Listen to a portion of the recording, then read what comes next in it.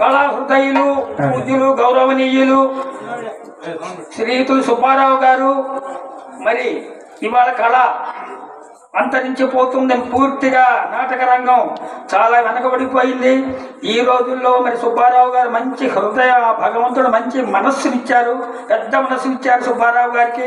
ఆ మహానుభావుడు దయ వల్ల కళాకారులందరూ చాలా మంది కళాకారులు ఆంధ్రదేశంలో పేరుగాంచిన కళాకారులందరినీ రప్పించి ఇక్కడ గొప్ప గొప్ప నాటకాలు ఆడించడం అంటే మాటలు కాదు, అది ఆడించే వాళ్ళకి తెలుసు ఆ బాధ.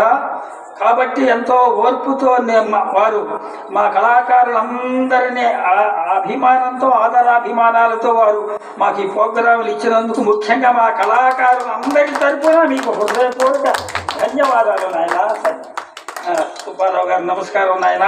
అలాగే మా గురువు గారు వయస్సులో నాకంటే చిన్నవాడి వెంకటాచారి గారు, వారు మేము నంది నాటకాలకు చాలాసార్లు జడ్జిగా చేశాం. వారు ఒక జడ్జి, నేను ఒక జడ్జిగా నంది నాటకాలని.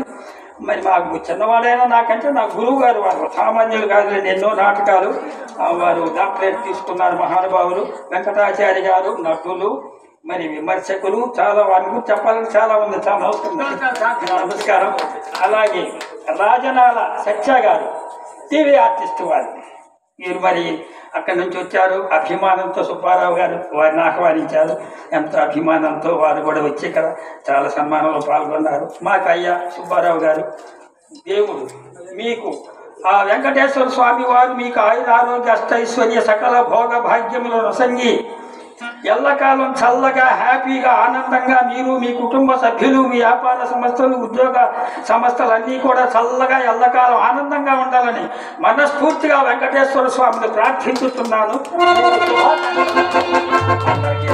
అందరికీ నమస్కారం.